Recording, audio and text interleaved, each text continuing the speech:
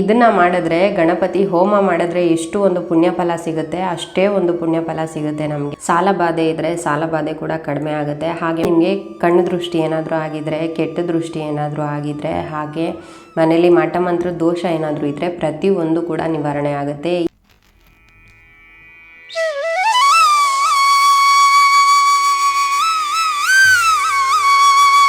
Hi all, ಎಲ್ಲರೂ ಹೇಗಿದ್ದೀರಾ? I hope ನೀವು ಚೆನ್ನಾಗಿದ್ದೀರಾ ಅಂತ ತಿಳ್ಕೊಳ್ತೀನಿ. ನಾನು ಕೂಡ ತುಂಬ ಚೆನ್ನಾಗಿದ್ದೀನಿ. ಇವತ್ತು ಮತ್ತೆ ಇನ್ನೊಂದು ವಿಷಯನ ನಿಮ್ಮ ಹತ್ರ ಶೇರ್ ಮಾಡ್ಕೊಳ್ಳೋಣ ಅಂತ ಅಂದ್ಕೊಳ್ತಾ ಇದ್ದೀನಿ. ತುಂಬ ಇಂಪಾರ್ಟೆಂಟ್ ಆಗಿರೋವಂಥ ವಿಷಯ ಇದು. ಈ ಬರೋ ಅಮಾವಾಸ್ಯೆ ಏನಿದೆ, ಅಮಾವಾಸ್ಯೆ ದಿನ ತಪ್ಪದೆ ನೀವು ಈ ಕೆಲಸ ಮಾಡಿ. ಅಮಾವಾಸ್ಯೆ ದಿನ ಆಗಿಲ್ಲ ಅಂತ ಅಂದ್ರೂ ನೀವು ಪ್ರತಿ ಮಂಗಳವಾರ, ಪ್ರತಿ ಶುಕ್ರವಾರ ಬೇಕಾದ್ರೂ ಮಾಡ್ಬೋದು, ಅಥವಾ ಬರೀ ಮಂಗಳವಾರ, ಬರೀ ಶುಕ್ರವಾರ ಮಾತ್ರನೂ ಮಾಡ್ಬೋದು. ಬಟ್ ನೀವು ಸ್ಟಾರ್ಟ್ ಮಾಡೋದು ಈ ಅಮಾವಾಸ್ಯೆಯಿಂದ ಸ್ಟಾರ್ಟ್ ಮಾಡಿ. ಎಲ್ರಿಗೂ ಒಳ್ಳೆಯದಾಗಲಿ ಅಂತ ಅಂದ್ಕೊಳ್ತೀನಿ. ಯಾಕೆ ಅಂದರೆ ಈ ವರ್ಷದ ಮೊದಲನೇ ಅಮಾವಾಸ್ಯೆ ಅಲ್ವಾ, ತುಂಬ ಒಳ್ಳೆಯದು ನೀವು ಇವಾಗ ಸ್ಟಾರ್ಟ್ ಮಾಡಿದ್ರೆ ಅಂತ ಹೇಳಿ.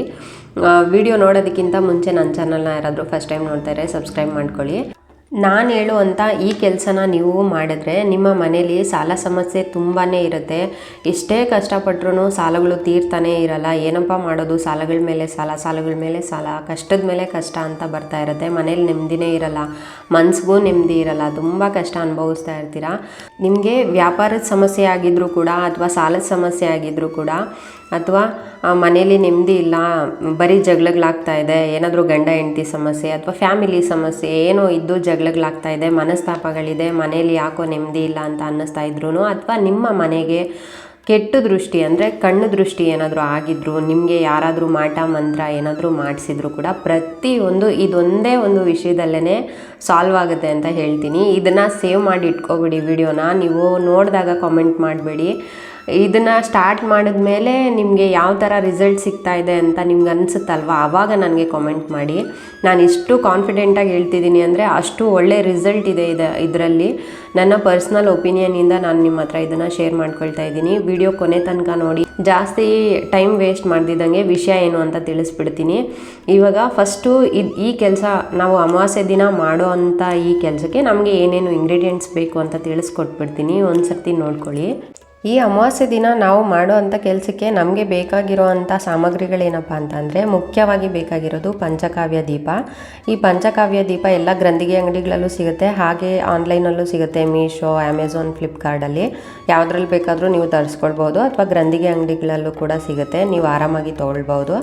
ಅದ್ರ ಜೊತೆಗೆ ನಮಗೆ ಬೇಕಾಗಿರೋ ಅಂಥ ಇಂಗ್ರೀಡಿಯೆಂಟ್ಸ್ ಬಿಳಿ ಸಾಸಿವೆ ತುಂಬ ಇಂಪಾರ್ಟೆಂಟ್, ಇದನ್ನು ಮಾತ್ರ ತಂದಿಟ್ಕೊಳ್ಳಿ. ಹಾಗೆ ಕಲ್ಲು ಸಾಂಬ್ರಾಣಿ ಅಂದರೆ ನಾರ್ಮಲ್ ಸಾಂಬ್ರಾಣಿನೇ ಇದು, ನಾನು ಪುಡಿ ಮಾಡಿ ಇಟ್ಕೊಂಡಿದ್ದೀನಿ. ಹಾಗೆ ಕಲ್ಲನ್ನು ಕೂಡ ಸೈಡಲ್ಲಿ ಇಟ್ಕೊಂಡಿದ್ದೀನಿ. ಹಾಗೆ ಅದ್ರ ಜೊತೆಗೆ ಬೇಕಾಗಿರೋದು ಮೆಣಸು, ಮೆಂತ್ಯ, ಚಕ್ಕೆ, ಏಲಕ್ಕಿ, ಲವಂಗ, ಹಾಗೆ ಇದನ್ನು ಗೊಬ್ಬಿಲಮ್ ಅಂತಾರೆ.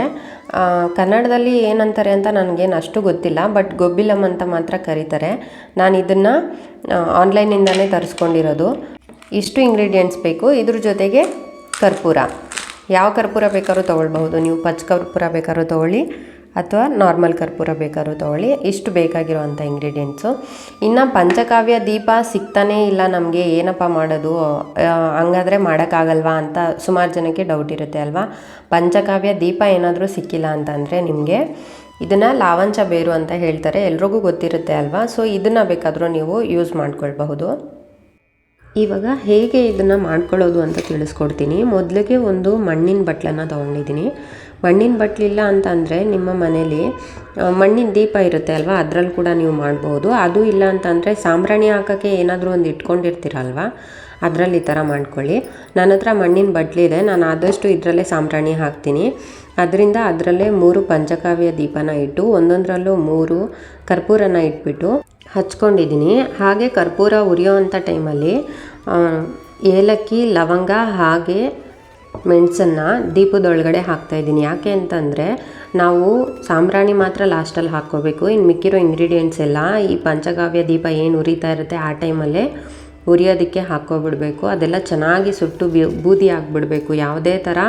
ಯಾವುದು ಮಿಕ್ಕಿರಬಾರ್ದು ಅದರಲ್ಲಿ. ಆ ಥರ ಬೂದಿ ಆಗೋ ಥರಕ್ಕೆ ನಾವು ಎಲ್ಲ ಹಾಕಿಬಿಟ್ಟು ಚೆನ್ನಾಗಿ ಸುಟ್ಕೋಬೇಕು. ಅದರಿಂದ ನಾನು ಚೆನ್ನಾಗಿ ಉರಿಯೋ ಅಂಥ ಟೈಮಲ್ಲೇ ಪ್ರತಿಯೊಂದನ್ನು ಇಡ್ತಾಯಿದ್ದೀನಿ. ಇಟ್ಟಾಗ ಆವಾಗವಾಗ ಸ್ವಲ್ಪ ಆರೋಗ್ತಾಯಿತ್ತು. ಆರೋದಾಗೆಲ್ಲ ಒಂದೊಂದು ಕರ್ಪೂರನ ಹಾಕಿ ನಾನು ಚೆನ್ನಾಗಿ ಇದನ್ನು ಸುಟ್ಕೊಳ್ತಾ ಇದ್ದೀನಿ. ನೀವು ಅದೇ ಥರ ಮಾಡಬೇಕು. ಪ್ರತಿಯೊಂದು ಇಂಗ್ರೀಡಿಯೆಂಟ್ಸ್ ನಾನು ಏನೇನು ತೋರಿಸಿದ್ದೀನಿ ಅದರಲ್ಲಿ ಪ್ರತಿಯೊಂದೂ ದೀಪ ಚೆನ್ನಾಗಿ ಉರಿಯೋವಾಗಲೇ ನೀವು ಹಾಕ್ಕೋಬೇಕು. ಕೊನೆಯದಾಗಿ ಸ್ವಲ್ಪ ಕೆಂಡ ಥರ ಆಗಿರುತ್ತೆ, ಆ ಟೈಮಲ್ಲಿ ನೀವು ಬಿಳಿ ಸಾಸಿವೆನ ಹಾಕ್ಕೊಳ್ಳಿ. ಬಿಳಿ ಸಾಸಿವೆ ಚೆನ್ನಾಗಿ ಚಟಪಟ ಅಂತ ಶಬ್ದ ಬರುತ್ತೆ. ಆ ಥರ ಶಬ್ದ ಬಂದರೆ ನಮ್ಮ ಮನೆಯಲ್ಲಿರೋ ಅಂಥ ಪ್ರತಿಯೊಂದು ನೆಗೆಟಿವ್ ಎನರ್ಜಿ ಕೂಡ ಹೊರಗಡೆ ಹೋಗ್ಬಿಡುತ್ತೆ. ಅಥವಾ ನಮಗೇನಾದರೂ ಕಣ್ಣು ದೃಷ್ಟಿ ಕೆಟ್ಟ ದೃಷ್ಟಿ ಆಗಿದ್ರೆ ಪ್ರತಿಯೊಂದು ಕೂಡ ನಿವಾರಣೆ ಆಗುತ್ತೆ ಅಂತ ಹೇಳ್ತಾರೆ. ಇವಾಗ ಎಲ್ಲ ನೀಟಾಗಿ ಚೆನ್ನಾಗಿ ಸುಟ್ಟು ಬೂದಿ ಆಗಿದೆ. ಇವಾಗ ಬೂದಿ ಆಗಿರೋದೇ ಪೂರ್ತಿ ಕೆಂಡ ಥರ ಇರುತ್ತೆ.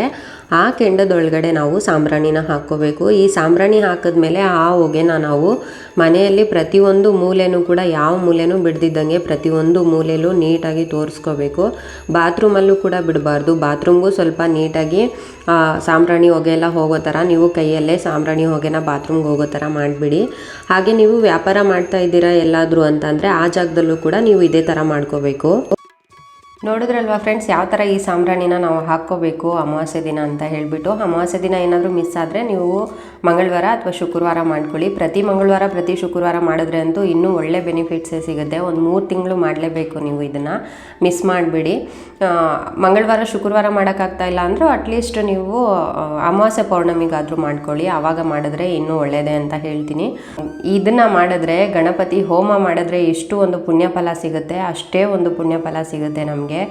ಸೊ ನಮ್ಮ ಮನೇಲಿ ಯಾವುದೇ ಥರ ಸಾಲ ಬಾಧೆ ಇರಲ್ಲ, ಕಷ್ಟ ಇರಲ್ಲ, ಮನಸ್ತಾಪಗಳು, ಕೆಟ್ಟ ದೃಷ್ಟಿ, ಕಣ್ಣು ದೃಷ್ಟಿ, ಮಾಟ ಮಂತ್ರದ ಕಷ್ಟ ಈ ಥರ ಯಾವುದೇ ಥರ ನಿಮ್ಮ ಹತ್ರ ಕೂಡ ಸುಳಿಯಲ್ಲ ಅಂತಲೇ ಹೇಳ್ತೀನಿ. ಇನ್ನು ಈ ಸಾಂಬ್ರಾಣಿಗೆ ನಾವು ಯೂಸ್ ಮಾಡಿರೋಂಥ ಪ್ರತಿಯೊಂದು ಇಂಗ್ರೀಡಿಯೆಂಟ್ಸು ಶ್ರೀ ಮಹಾಲಕ್ಷ್ಮಿಗೆ ತುಂಬಾ ಇಷ್ಟ ಆಗಿರೋ ಅಂಥದ್ದು. ಸೊ ನಮ್ಮ ಮನೇಲಿ ಯಾವುದೇ ಥರ ತೊಂದರೆಗಳಿದ್ರು ಎಲ್ಲ ತಾಯಿ ನೋಡ್ಕೊಳ್ತಾಳೆ.